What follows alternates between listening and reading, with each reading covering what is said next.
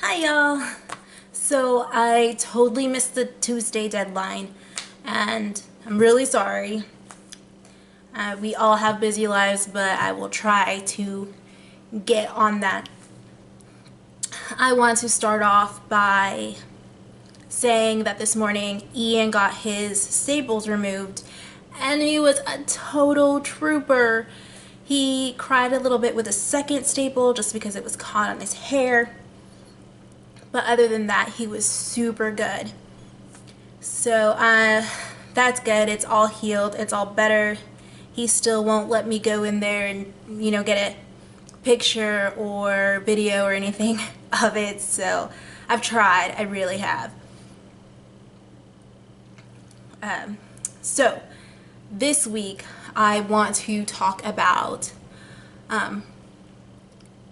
prosthetics, specifically why I don't have one. So here goes story time, I guess. When I was born, I had an older brother, and my mom and my dad, they were devastated because nobody had caught it on the ultrasound that I was going to be missing a hand. So I was born and my parents decided that they weren't going to raise me any differently than my older brother. And then when my little brother was born almost 5 years later, that they weren't going to treat me any differently than they did them, So I was raised not really knowing there was a difference between me and my brothers. I tied my shoes at the same time frame that everybody else did. I learned like I put my own clothes on and I crawled and everything like at the time that I was supposed to. So there wasn't any delays in that matter. When I was in 3rd grade, well, I guess let me go back a little bit. There was this girl who in my school, she was a year younger than me. Her name is Kaylee, and we didn't really talk because she was a year younger than me, and this is elementary school. I didn't really see her a whole lot, but her arm, I believe it's her right arm, was cut off at the elbow, and so a little bit different from my situation, but still kind of the same thing. Well, we went to the fair that year, my 3rd grade year, and I don't know who she was with, if she was with her parents or with her grandparents, but they saw us and they started talking to my parents. And it's like, it's not that rare. I don't think I've met tons of people who have a similar condition, but it's also not like an everyday thing to see someone who is like your child or like your grandchild if they have this type of thing. So they started chatting up with my parents, asking them if I was born this way or if it was something that happened in an accident. So they were, just chatting him up, and they were taking us to the rides as they were chatting, and they asked my parents if they wanted me to have a prosthetic, and if I wanted a prosthetic. So my parents, they didn't answer. They immediately turned to me and go, "Would you like a prosthetic?" And I said, "No." And we went off and did the next ride. Well, they kept talking to my parents about it, giving them resources in case I were to change my mind later on. And I think that was really awesome because my parents, being Hispanic and not being fluent of the language, of the English language, like they can speak it enough to get by, like they can get by and stuff, and they've been here forever. So it's not like a big issue, but when it comes to getting certain resources, we, don't have the same privilege as other people just because there is a bit of a language barrier. So they were telling my parents about some of the resources of where, we could possibly get a prosthetic if I did change my mind in the near future or even later on in the future. So that was pretty cool of them. You know, we went on our way, and then I didn't really see her a lot after that night, the girl. So fast forward to when I'm 16. At this point, you know, like I've actually started developing pretty early on. My hips winding, my boobs growing, you know, whatever. And I was actually more uncomfortable with the fact that my boobs were uneven, and most girls have uneven boobs. I think it's more of a rarity for a girl's boobs to be even than it is for the boobs to be uneven.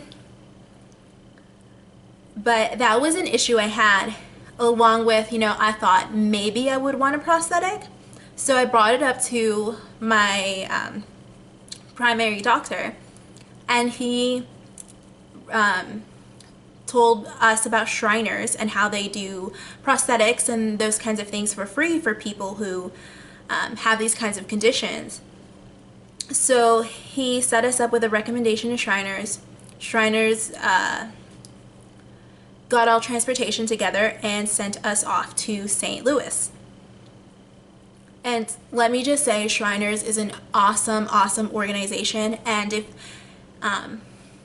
your child or someone you know has something like they're, you know, missing an arm, missing a leg, like needs any kind of prosthetic, or even is just like a sick child, like I really recommend Shriners. They do a bunch of different things, and they do it for free.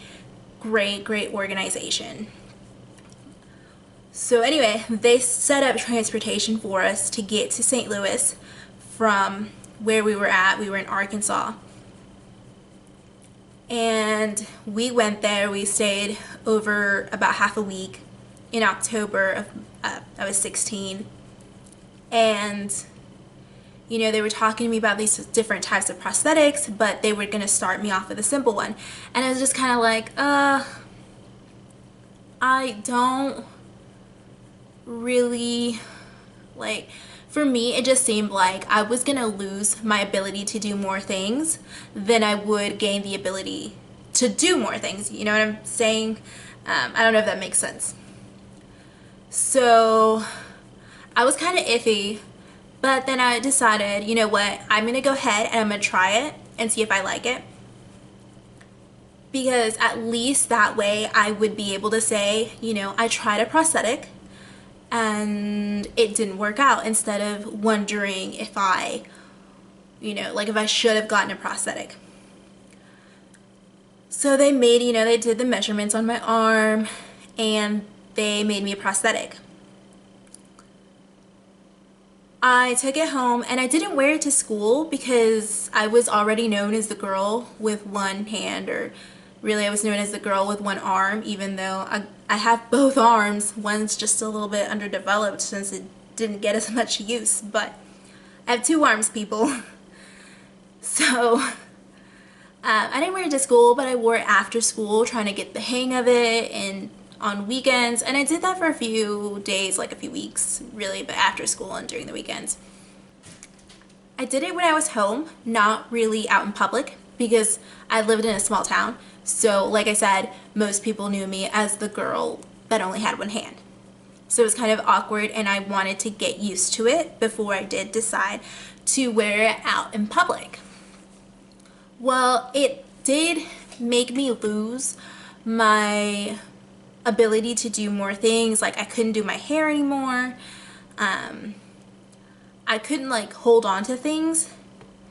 Like it had like a little, like it would do this motion, but that was it. So I was used to already, like, you know, holding on to things a certain way and being able to do things a certain way. And I would have to relearn with a prosthetic, and it just seemed like a hassle to me. So I gave up, and you know what? I do not regret it at all. Like, I had that opportunity and I tried it. but it wasn't for me. So I just, I moved on with my life. It was great. Then I got to college, and then I started thinking about it more. I started seeing more things about prosthetics that were connected by, like your electricity in your body and powered through your mind. So your mind would tell your prosthetic to do something like your mind tells any other limb to do what it does. And I found those to be very, very interesting. And I totally wanted one. But the thing is, those start off at like $50,000, $60,000 each. And that just wasn't doable for me. I mean, I was a college student. I didn't even work the first almost 3 years of my college life because my parents wouldn't allow me to, and I didn't have a car. And the college town I was at is great college town, but very little form of public transportation. So it would be very hard to have a job off campus. So that was out of the question for me. It was out of the question for my parents, simply because they were helping me out with college anyway. And then it would be about a year's salary of, well, wages from what they make together. Not one of them, but together. So obviously I wasn't going to ask my parents to drop $50,000, $60,000 when they were already, doing so much for me. And then now, I've kind of thought about it. I've been I'm still taking some classes, but I got my degree almost 3 years ago. And, I've thought about it. Like, I want to get a prosthetic, and that's something that I would totally want to do if I could get one of the fancy ones. But right now it would be dropping about 2 years worth of salary, of my husband's salary, wages, whatever. I'm a stay-at-home mom, and I love it. So, well, for the most part I love it. So I'm not gonna just go to work so I can pay for a prosthetic. But I don't know, it's not at the front of my priority list. If we did come upon money, like, the first thing we'd want to do is buy a house, even if it was a small house. So, a prosthetic is just not that high on my priority list. But I definitely would consider it sometime in the future if we had the luxury of having, an extra $50,000, $60,000 somewhere. So yeah, that's the story of why I don't have a prosthetic. I tried it. I didn't like the simple ones. If I had the money to drop on a fancy, expensive electric, like, tied to your brain type of one, then yeah, I would totally do it in a heartbeat. But for now, I like me the way I am, and I'm in no rush to get a prosthetic. But again, I would totally do it if I could. So yeah. Okay. I don't know what else to say. Bye!